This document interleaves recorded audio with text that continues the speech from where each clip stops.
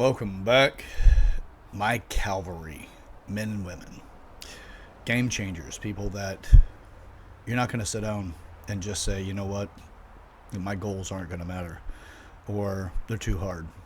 The people that just, your resilience is a huge trait value that is just, you got it.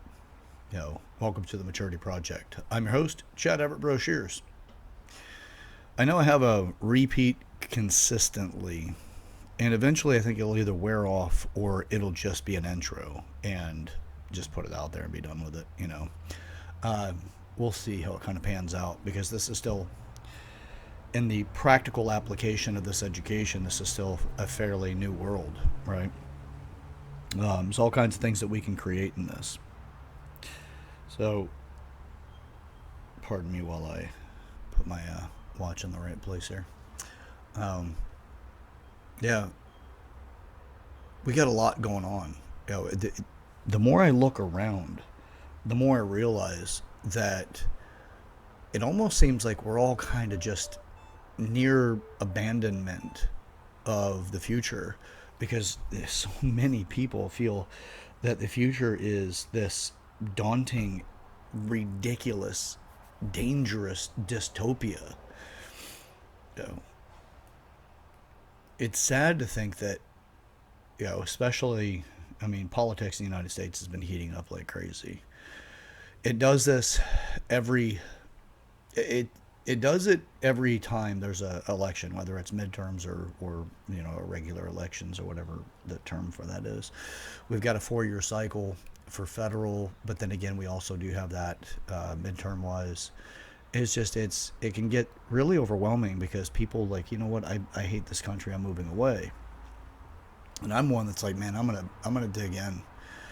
I'm going to really work on the fundamentals of what I believe to be, the most beneficial aspects about, one being a United States citizen, the other is just being a human being and being alive. We have amazing opportunities to really create some beautiful things. Currently, in this particular, because we do have the 2024 elections coming up soon. That's not what this channel is about. That is not what this episode is about either. It's just a framing piece to really get into something more, beneficial to people overall. So, first off, let me start off by saying I'm not a good man. I have absolutely done things selfishly in my life. Um, I have indirectly, more often than intentionally, or directly, lied to people. I have come from some pretty ugly places. Whenever I say that, though, if you know me, you'll know that I am hypercritical of myself. So for the concession that I'm making, you might think the worst of yourself and then say, well, he's talking about that. Or the worst of your experiences and then that he's talking about that he is that person. No. I function in that I refer to as radical responsibility. I still have my flaws and I still have my faults. Life is not about getting this thing to perfection. It's about the pursuit of perfection. But it's not about being, that absolute embodiment of perfection. I have participated in things that truly, if I was in the situation where I was the person that was on the other side, I would be incredibly crushed. And it is a confession of mine to say that I have been through that. When it comes to biblical characters, I liken myself to Moses. Not because of the nobility of his outcome of being, the person that took his people to the promised land and got them out of Egypt. Not so much that as the person that will be denied paradise. And there's debate whether or not he got into paradise or not because of the sins that he had committed. I have committed sins, and I have committed incredible sins in my life, and I accept the fate of those sins. the reality of the things that I've been involved in my life that have made the decisions to do so have truly made me into a unique but yet devastating hypocrite. Uh, and radical ownership requires that I get to that. Now, it doesn't mean that I necessarily go up and, go and dig up graves and, make a confession. It's the declaration to not do that, moving forward, not create such sins and such, catastrophic outcomes because of my participation and, the immature needs being satisfied, like in predominantly what I'm referring to as being involved in affairs and things like that.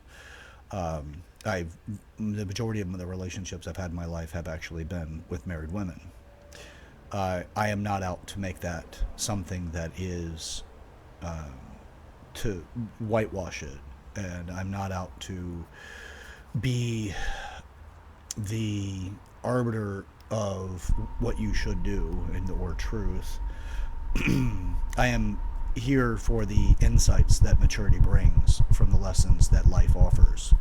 And it is truly incredible to me the lengths that I was willing to go to in order to make things make sense and to hold some sort of moral compass.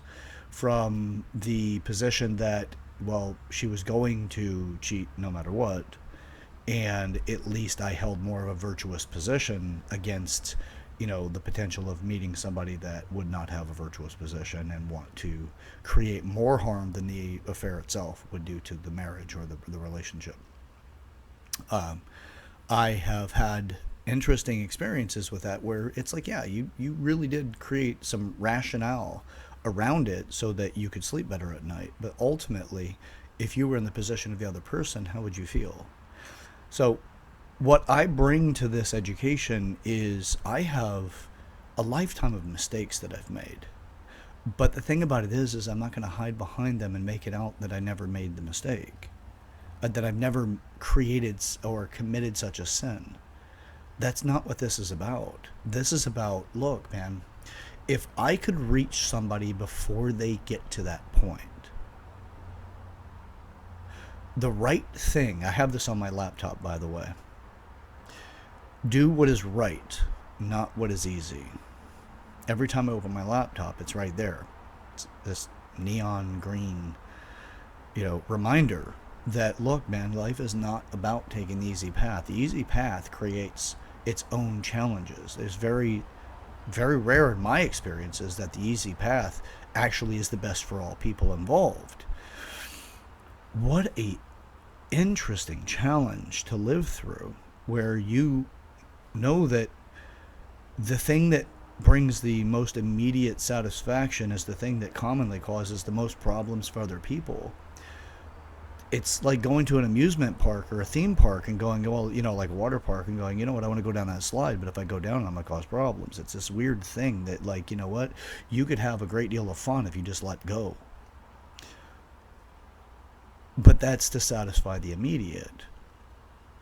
So I've had time to sit back and think about this stuff, because it was roughly a year ago I made an interesting declaration.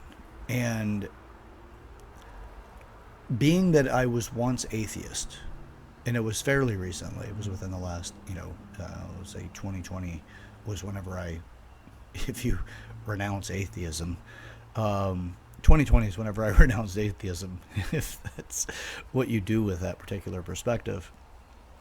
I can definitely say that there is, it's being a human being is just riddled with hypocrisy. It's an interesting position to understand, but yet, yes, we are, and that is the case. The fact that we're human beings, and that seems to be a default thing for us, is hypocrisy. But there's not a lot of observed creatures on this planet that has the mental capacity that we do, and the absolute diversity and range, the bandwidth that we do. So yeah, we're we don't have a lot to learn from other than ourselves. So yeah, we're going to make a lot of mistakes, and there's going to be a significant degree of hypocrisy in the process. I do want to put out there, we'll still look, I've committed my sins, but I don't have the right to out the people. that have committed those with me. And again, it's like it's a lifetime. I'm 44 years old. I'll be 45 here in less than a month. Um, I don't have that right. It's just for everyone to grow, and you have to face those challenges and commit with courage in order to overcome it. Otherwise, you will always be haunted by it.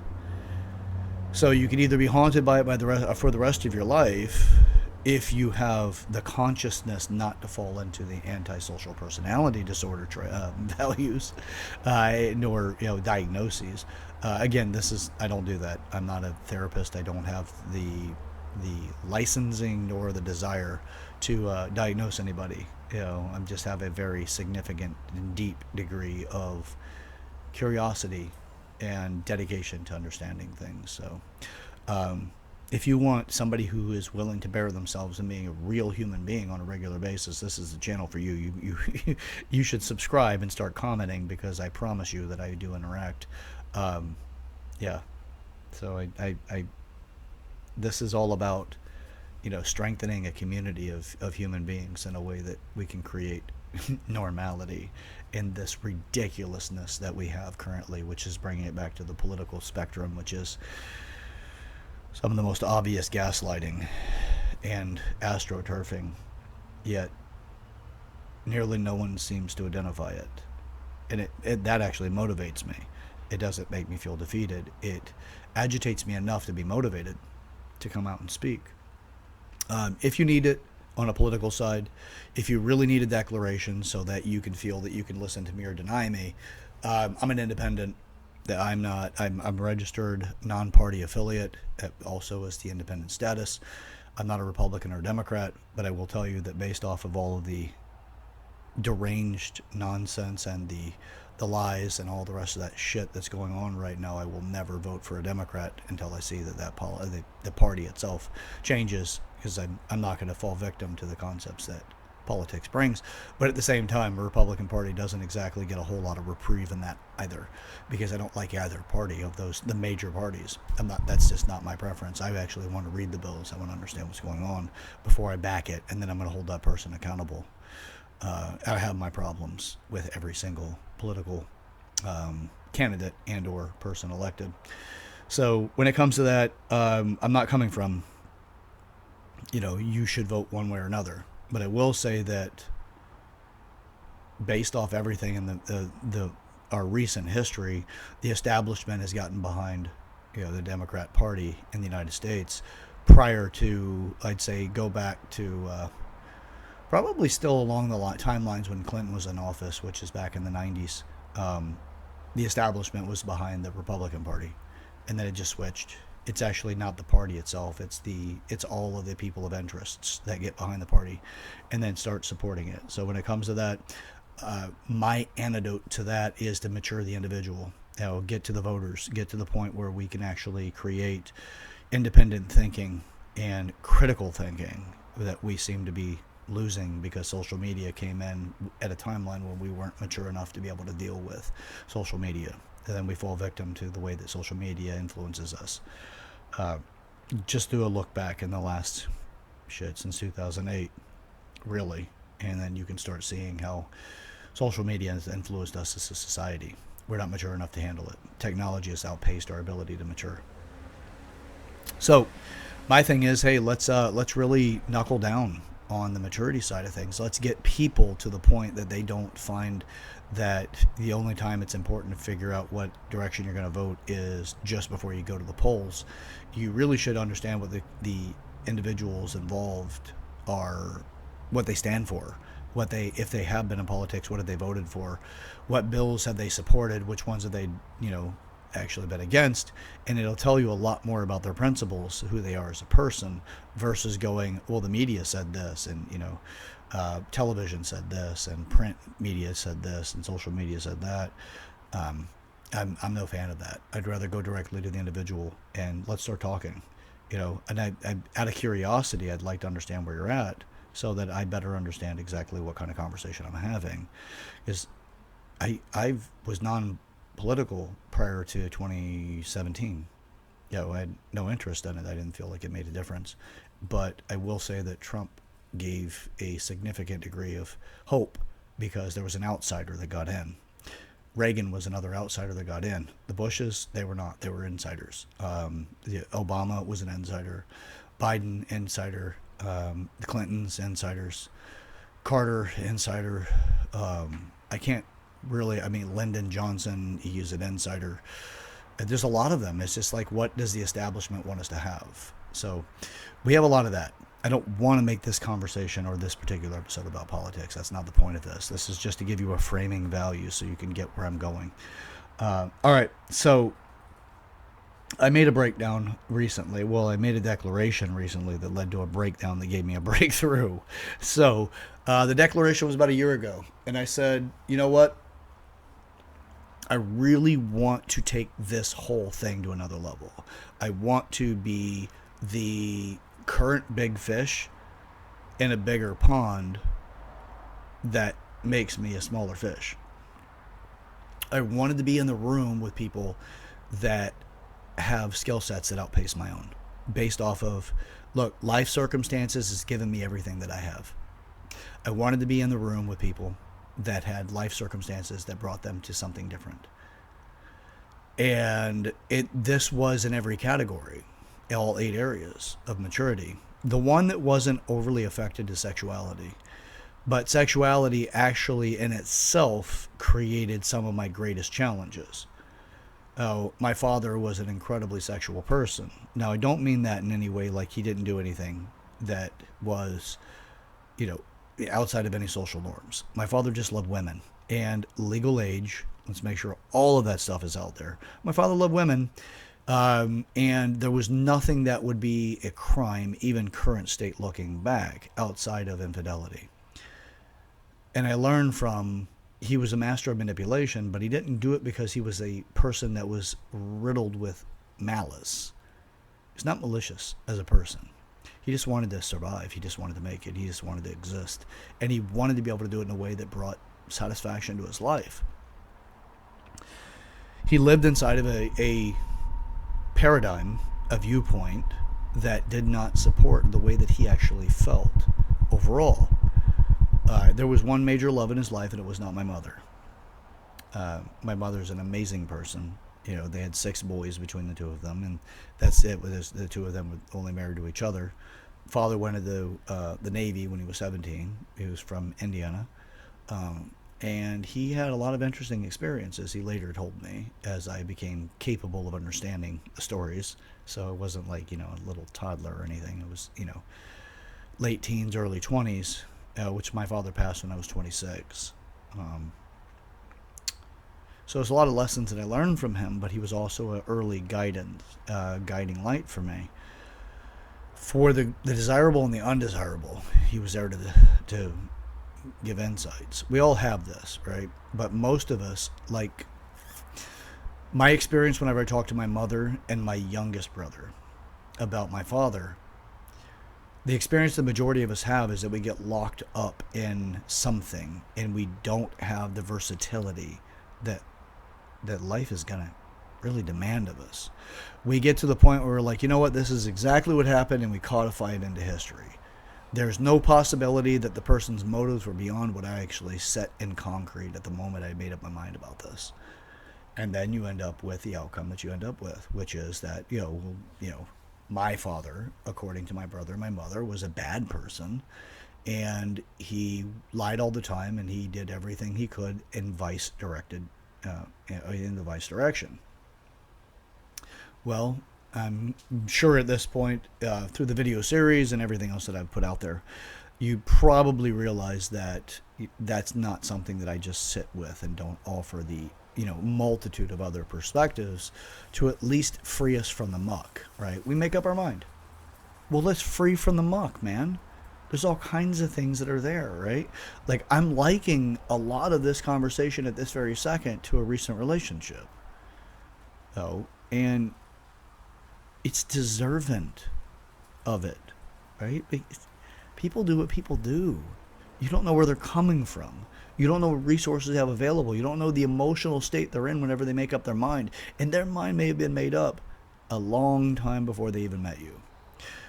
And then you were just downstream of it. Now, I'm not saying sit back, fillet yourself open, and just let people derive and take all of these resources from you. I'm not saying that.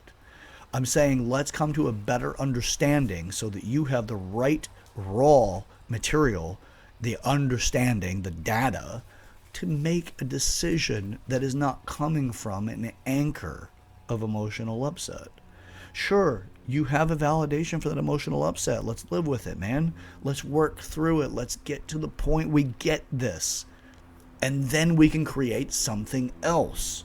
I don't want to create a foundation with anybody that goes through this education that is sitting there going, well, you know what, this person screwed me over this way or that way. And you put that in your foundation, man. That puts a void in the foundation, the concrete foundation of what you're going to build. Well, you're going to want a freaking skyscraper. The majority of people want a skyscraper of their accomplishments in life. Some people want the entire fucking city, or even bigger than that, the nation. They want the entire thing to represent their views in life. And that's okay, because we need all of those people. Those are visionaries. You need to be a visionary for you in your own life. Be a visionary right now. What do you want to experience in life? And create a visionary's perspective of that. And then we need to work on what's holding you back from getting there. And the majority of that is the decisions that you've made up along the way that had made you believe that life is a certain way. That's it. Not trying to Dr. Seuss this. Not trying to make it rhyme for any values or any of that. And actually there's similarity with the words. But regardless, and this is one of my quirks. I do this stuff.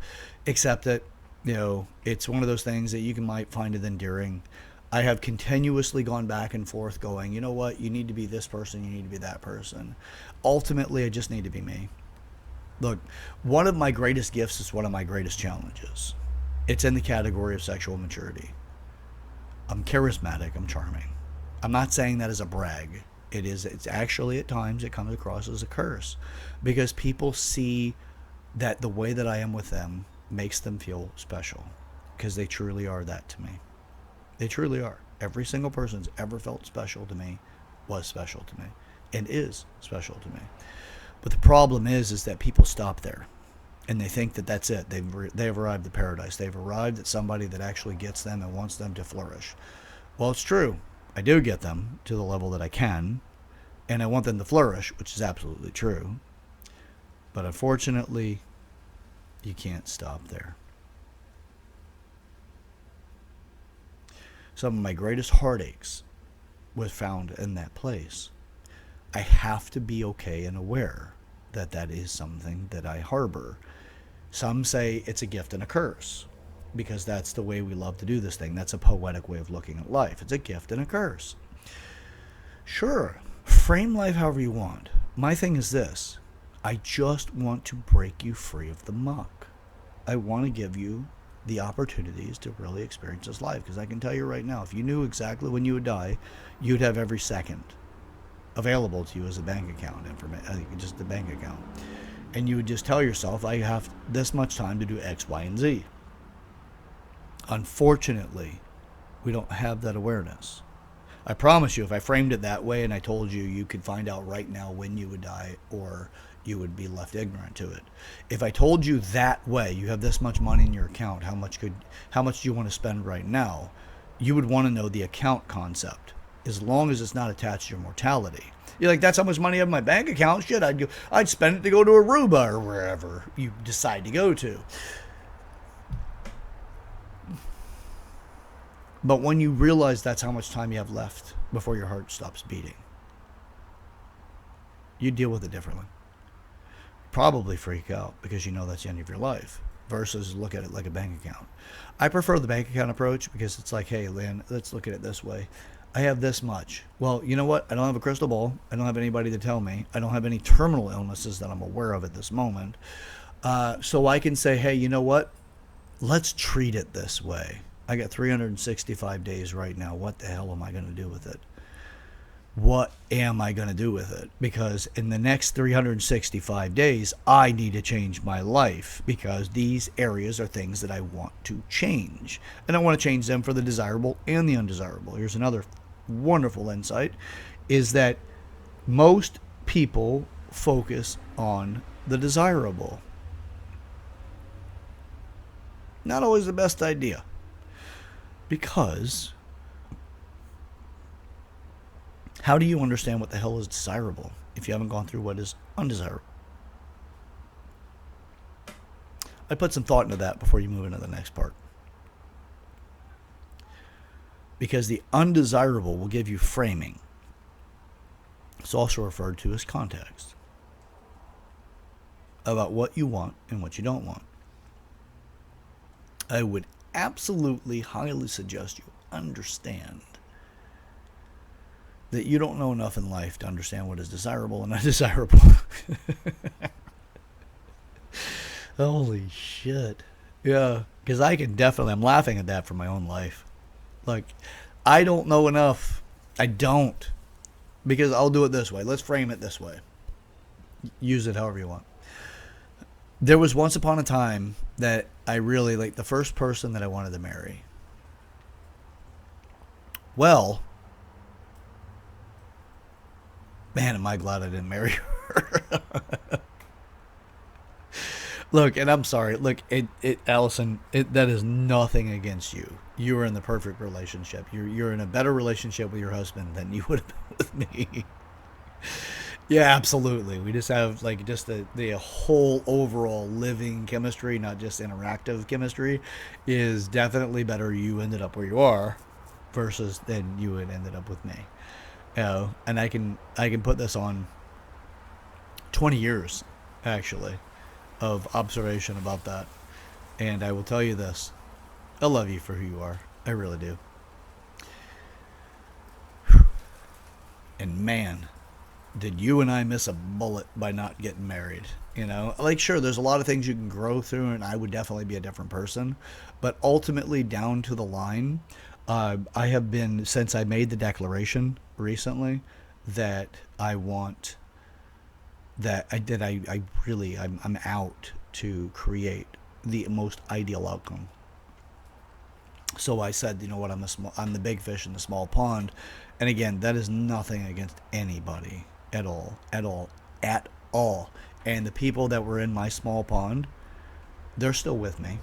They absolutely are. I will extend resource options and opportunities to them.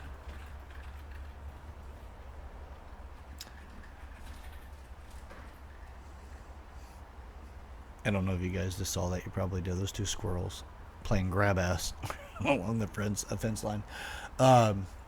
Yeah, it's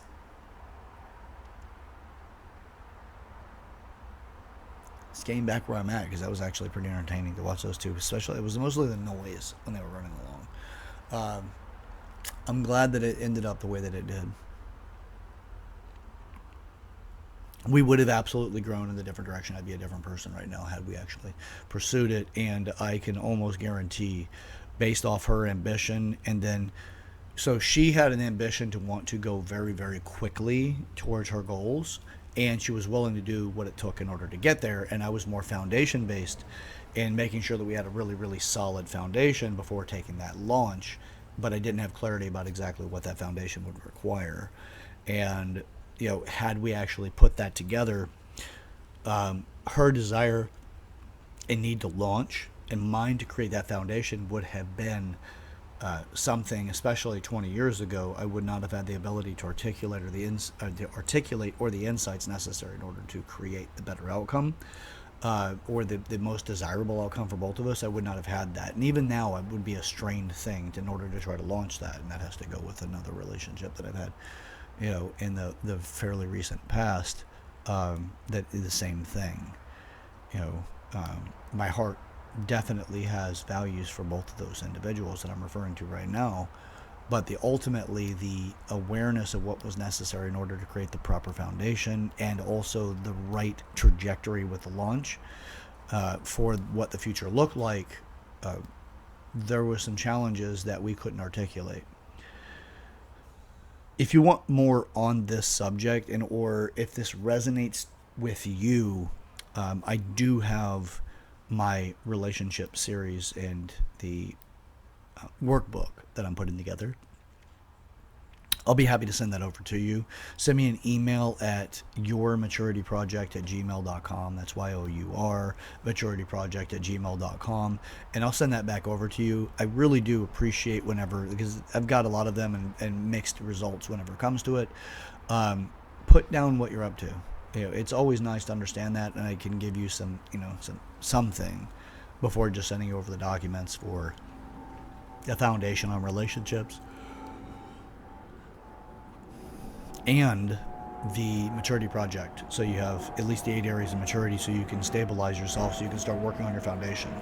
You don't build your foundation, I'll tell you right now, rockets don't launch into space without a solid foundation. If you don't want to be a rocket, you don't want to do anything remarkable with your life, then the foundation's not really going to be that important, so don't put effort into it. And if you do feel that that is something that is foundationally beneficial, you might want to put the effort in now. It doesn't require much. 1% on a daily basis, 365 days. That's a lot of change if it's a daily percentage of 1. You can change your life in 1 year. Absolutely, you can change your life. So let's get into the things that I've actually come up with now that I'm 31 minutes into this episode. First off, there was the breakdown for growth. I made the declaration a year ago, and I said, you know what? I want to be the small fish in a big pond, because I didn't feel like I was being challenged well enough where I was. I'd done a great degree of mastering what I had. And I also had the trajectory of what I wanted to experience, and also the accomplishments that I had as far as the goals the goals that I had that I wanted to accomplish. And I made the declaration. But I'll tell you right now, I was not expecting, if you want to call it universe, you want to call it God, if you want to call it stepping into the unknown, it doesn't matter. Really, it's just a living philosophy. If you believe there's a God, then that's one thing. If you think that there's gods, they don't give a damn about us, they don't even really think about us as deists, then that's fine. That's another. And then there is the other, which is the atheist or agnostic position, which is none of it matters. It doesn't really, it's not there. I don't know enough for the agnostic to make a determination one way or another. And for the atheist, they don't exist.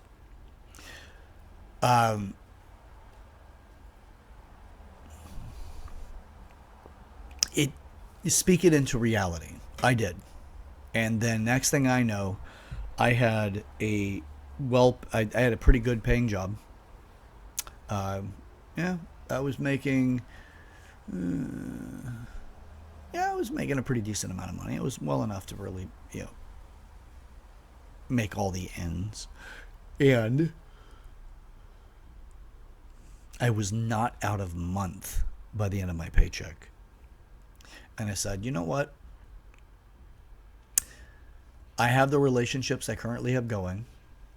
They're all geared towards growth. It's time to be brave and step out of it. So I'm like, okay, well, I want these relationships to grow, and I want them to grow at a magnificent level, because look, I love growth and I want to see the best for everybody, because I truly come from that. I don't come from a narcissistic, you need to buy me the Ferrari. I come from I want to know your life is different, that I actually was a part of it. That's the way that I am. I don't need you to buy my vehicle. I don't need you to pay for my living in that way that validates what I'm up to. I prefer that my experience and interaction with you made a difference in such a way that your life is better now. And that it was extended across the board, right? To my son's mother, to my work relationships, to my personal relationships in every aspect. And I continue to put it out there.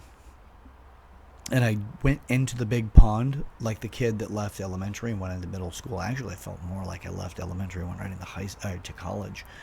And probably Ivy League college. But it was a really interesting experience overall. But I did it, and I felt little. I felt insignificant. I felt a lot of things because I joined in with a bunch of people that were well developed in their area. So first was a transition, and then went the reality, right? That I became the Calvary. I've always been the Calvary, but now I've evolved it to something bigger, right? It's not a battle. This is the Calvary for the war. Right? Like, it was a bigger deal. I learned a lot about me. I learned a lot about what I wanted to experience. I learned a lot about the previously established relationships that I had created, and how open and honest I was about who I really am to them, and what information did I omit in the process that would leave them feeling disappointed if they were not included in a way that made them feel justified as I made these changes and the challenges that I went through. I am no stranger to losing sleep. I will wake up at 3 a.m. and I'll go to bed at 8 or 9 p.m. because my goals won't wait. There are plenty of people that are out for a piece of the pie that I'm after. My thing is that I want to bring them in, but some of those people, when they get there, they don't want anyone else there. It's not a knock on them. It just comes from a maturity position, but they very well may have a better platform or a better foundation to launch from that gets them into that same competition as I have. So I know that I need to get there as soon as I possibly can so that I can share the joy of being there versus being locked out and then everybody in the downstream of me doesn't have that access. I really want to have everybody have an access that really creates the outcome they want. But we have to have the experiences necessary to speak from. And then we have to have the platform to speak from in order to actually create the values. So yeah, it's a lot. So I had to get out of that small pond and get into the bigger one. I've hurt a lot of people along the way because honesty is a spectrum, unfortunately. And there's radical honesty, which is, I don't care. People call it brutal honesty as well. Radical honesty also comes with radical responsibility, where brutal honesty does not require radical responsibility. It's just screw you if you don't like what I have to say. Radical responsibility is, I just hurt you with what I had to say, but I value the relationship and I don't want it to be damaged to the point that it creates anything undesirable. So let's better understand this. So the reason why I even put myself through such a declaration, such a challenge in life that had my work-life relationship, career, my business was put on hold in order to pursue something else for another company, that after not even a full 6 months, I was cut.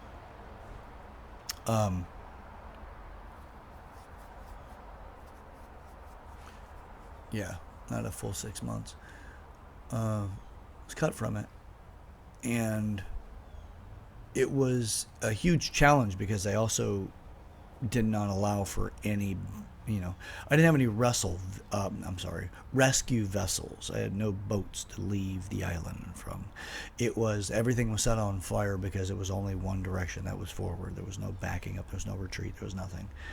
And it was a huge and wonderful lesson that came with, its own depth, right? I'm not telling you learning from a guru. I want to make sure that's very clear right now.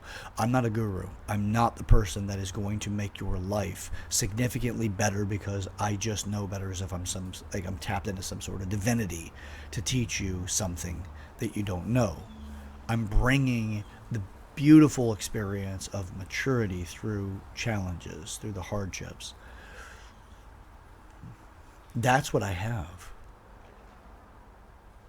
This is the thing that generationally makes the difference in families. That's why some families do really well in some areas and other families don't do as well in that area because of this.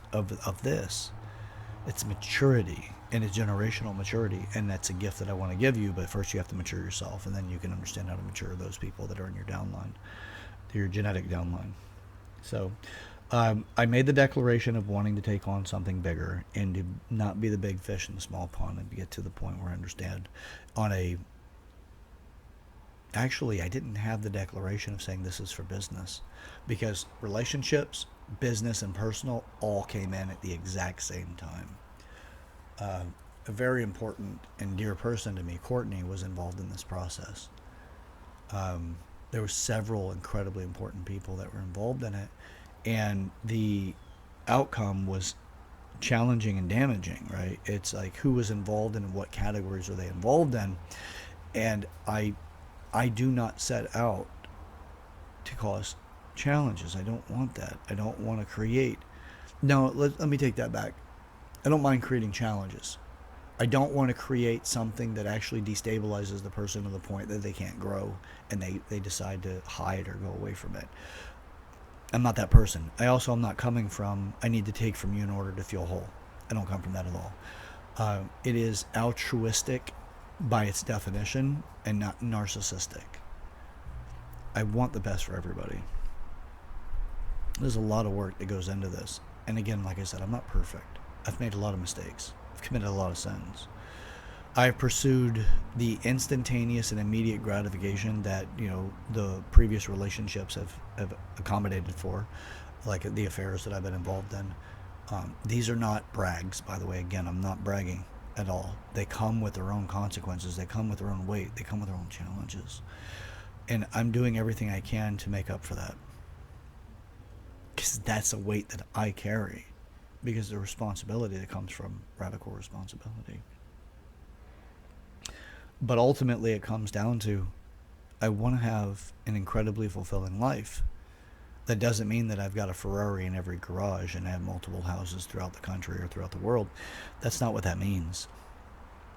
Fulfilling for me is unique, and everybody has their own fulfilling understanding. Like, exactly what is a fulfilled life? That is unique to you. And if you haven't actually sat down and gone through all eight areas of maturity in order to understand what fulfillment is in every one of those areas, you don't know what you're trying to do. You're just surviving. And maybe along the way you can use hindsight to go, hey, I had, a fulfilling life. But if you understand this on the front end, which is the evaluation and the work, then you can look back and say, you know what? I've made a difference with this life. And I want to continue making a difference. And my fulfillment is that I've made a difference. And my experiences and lessons that I've had in life, no matter how much I want to hide that from other people, it's done well. It's made a difference. People's lives have changed because I've shared it, shared the story. So, a fulfilling life requires responsibility. And I am one that really is out for radical responsibility. Responsibility on its own is say, hey, I did that. That's me. That was my thing.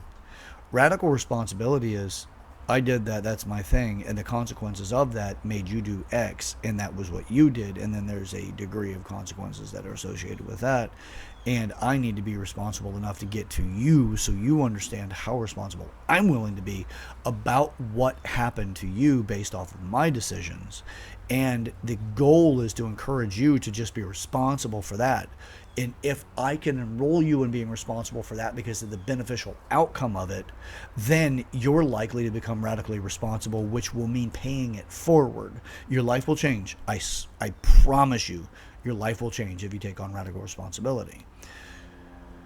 You just have to be aware when you're going to launch that effort.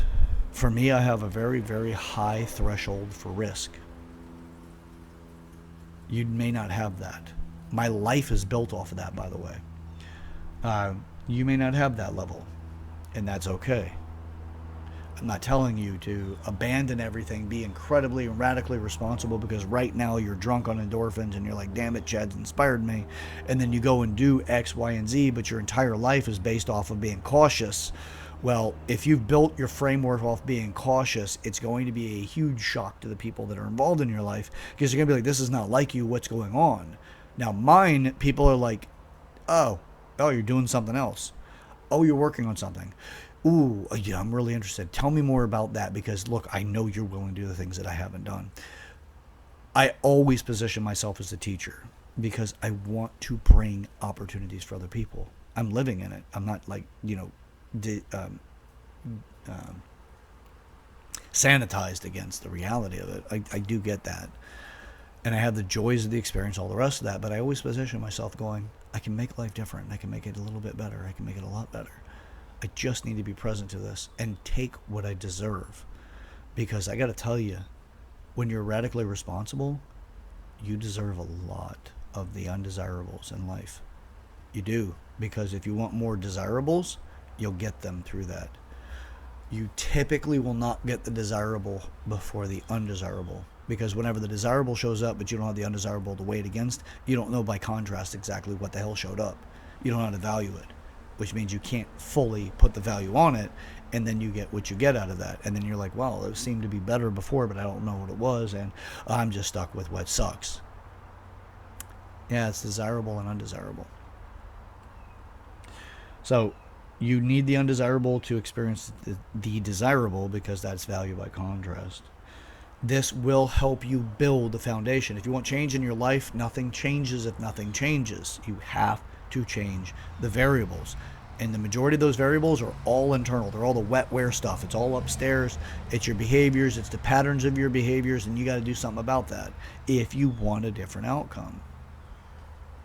Build your foundation. If you want a solid foundation to launch from, build it. Integrity is significant, because there's still a term and a foundation of a building, which is the integrity of the foundation.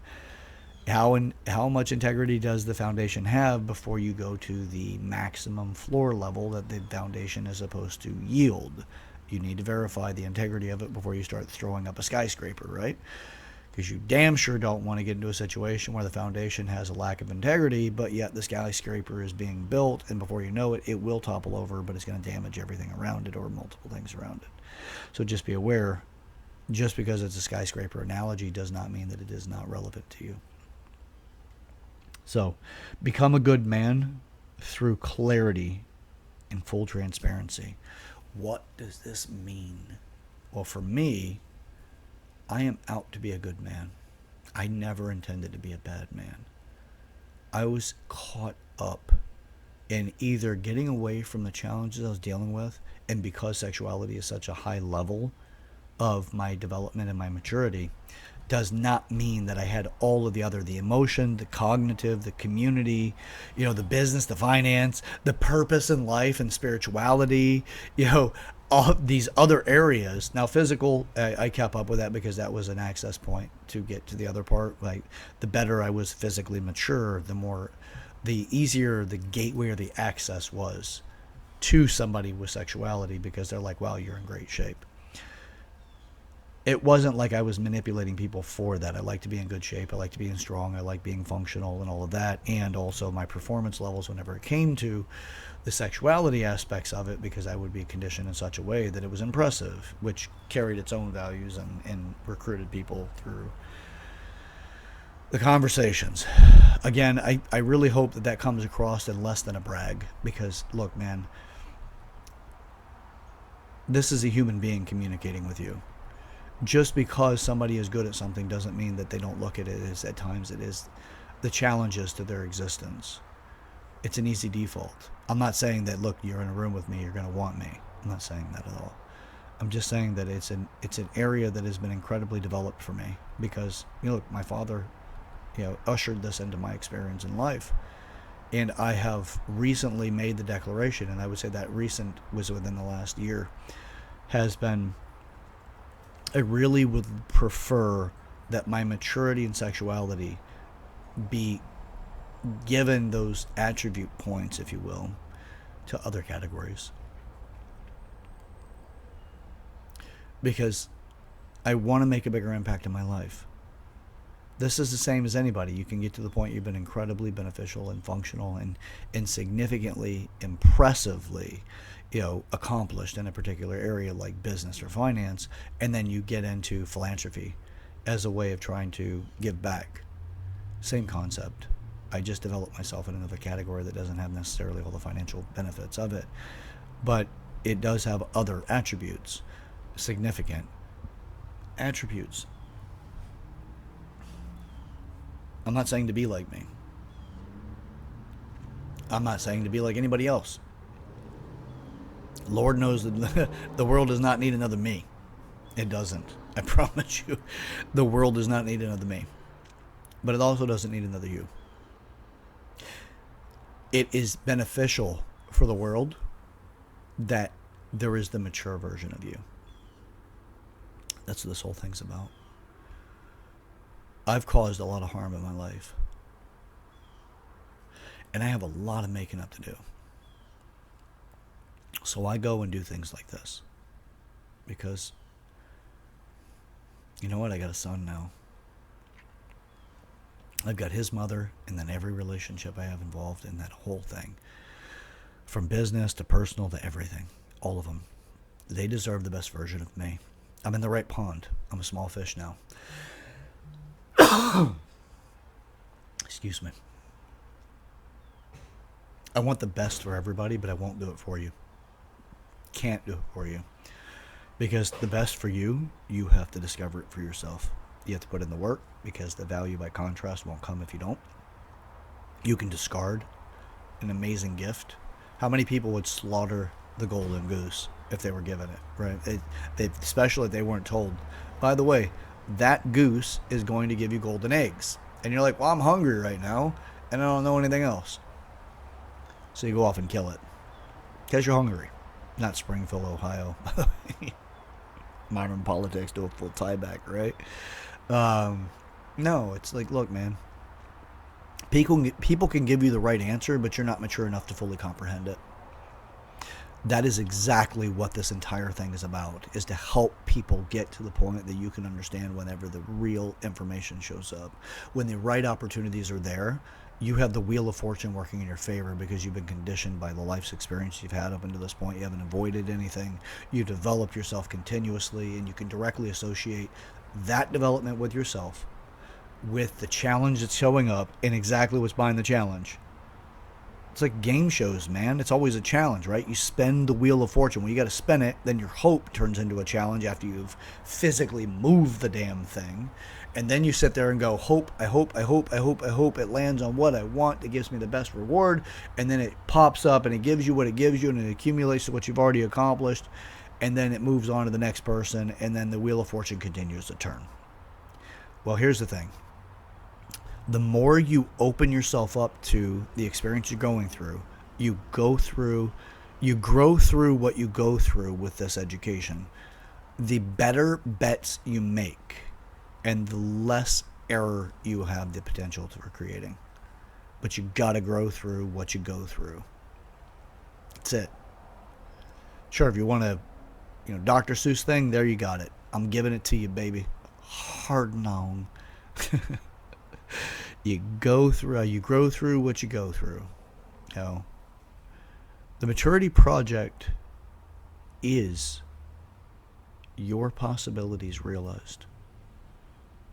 But that takes so much work, man. But then again, what else do you have to do? There's a lot of ways to get in where you get. And some of it's just like, hey, man, you can slide in on default. But I can promise you right now, I don't think I've ever met a person that would rather slide in on default if they could be shown the way that works best for them. The problem is that nobody's measured every area necessary to give the best outcome. What they've done is, they said, this is how you get there. You're not there. Suck it up, buttercup. Push harder. Work harder. Do that. Well, yeah, sure, there's values in that, because I'm all about working harder. But I want to assess everything as I go through it so I can come up with the most efficient outcome in the future. But I got to take the lessons on right now in order to get there. So, for the people that told me that I got what I deserve in life, you're 100% right. I've gotten what I've deserved.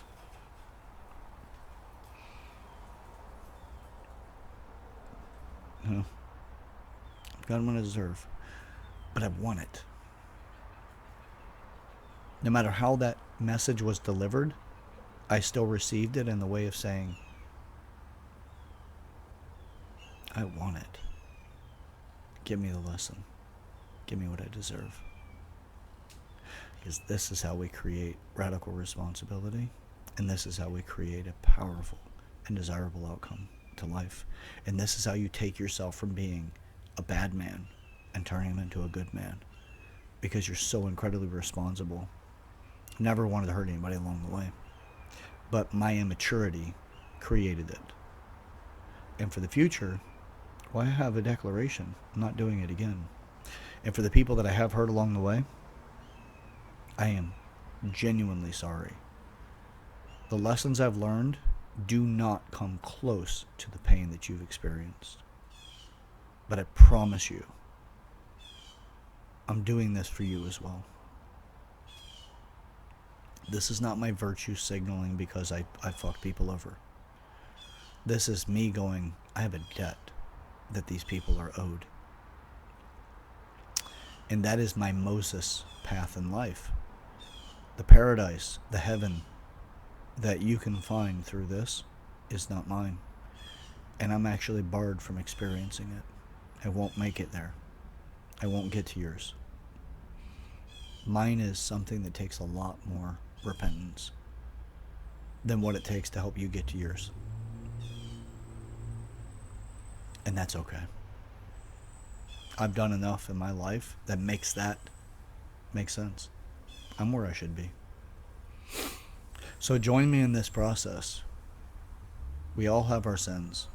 If you want to do that, if you want to use that language, I do. I like it because sin also means missing or failing to hit the target. I'm okay with that. I failed to hit the target. I'm going to continue to calibrate. And in the meantime, also, I'm going to do what I can to reduce the collateral damage. And I'm sorry to the people that I did hurt along the way. This is about making a difference. I love you. I do. I want to see the best for everybody. And I'm not done with my hardships. But I am set out to do what I can to try to help you not hit any more unnecessary hardships. This is about growth. We grow through what we go through. Possibilities realized. We're going to have it. So with that, this is the Maturity Project. I am your host, Chad Everett Brochures. Please share this video with a person in your life you want to make a meaningful conversation with. Let's pull our community together. It may seem like a request, but it's actually, you know what? If you want to make a difference, it's at this point, it's a requirement. I'm not at the level of perfection. So if you feel that you're holding back because you don't want to share this series or this particular education with people in your life because it's not polished to the point that it's like other people and with their products, don't do that to them. You don't know how they're going to receive it. I am set out to come across as genuine as I possibly can because I really am set out to make a difference. And people can see through the published and polished stuff and see the actual genuine message. So share this video with somebody in your life you want to make a difference with. Set out for a powerful conversation that can change a life. Do it today. Write a comment in the comment section. Join in the community. Let's communicate with each other. Make this thing real. Don't just send messages to my phone. I know I say this every single episode. And it still happens. But at the same time, it's better when you send it to the chat. You put your comments in the comment section. You won't be ridiculed. Unless you come across like an asshole. But then again, that could also be like, let's take those edges off of being an asshole and get you back to actually being a normal person so that we could all grow. And you don't need to use your defenses in order to try to get there by diminishing other people. But hey, I've gone through my own lion phase too, man. That roar, it was pretty devastating in my 20s. Forced to be reckoned with, especially when I got into atheism. Jesus. What do I look back and go, man, you were misguided. But I get it, and I needed to go through it. And I'm not taking any of it back. And I've already reached out to a lot of people that I've interacted with that might have challenged their faith to some degree. And I've started making a repentance to that. Wasn't mine to do. And I apologize for it. All right. Well, that's it for now. This is the Maturity Project. I'm your host, Chad Everett Brochures. The path to hell is paved with good intentions. If you don't want to do that with your life, this is the channel for you. Let's create a different path, one that can inspire other people for growth, that doesn't make so much hardship. It's a Maturity Project. It's 8 different areas of maturity. If you're not familiar with them, send me over the email at yourmaturityproject at gmail.com. That's YOUR maturityproject at gmail.com. I'll send you over the starter template. It's the 8 different areas, give you a general introduction to it, and you can do something with it from there. So, all right, that's it for now. Enjoy the rest of your day. Let's get up to something, man. Remember, as I said when we started this, the cavalry ain't coming. You're it. Join me in that. Let's train for it. Let's develop ourselves to become the most efficient cavalry you possibly can, because there's a lot of people that we can positively affect in life if we do this. But there's no agenda to this. There is no political agenda. I'm not trying to make you a Republican or Democrat or any other party affiliation. I'm not doing that. I'm not trying to get you to see life through a specific lens of any type. I just want to be able to inspire you to grow, because you will have a more fulfilling life doing that, and you can do it in such a way that you're honored that you existed and you made a difference. So, all right, that's it. Let's get up to something. Let's get up to it together. All right. Well, till next time, this is it. Let's go, baby. See ya.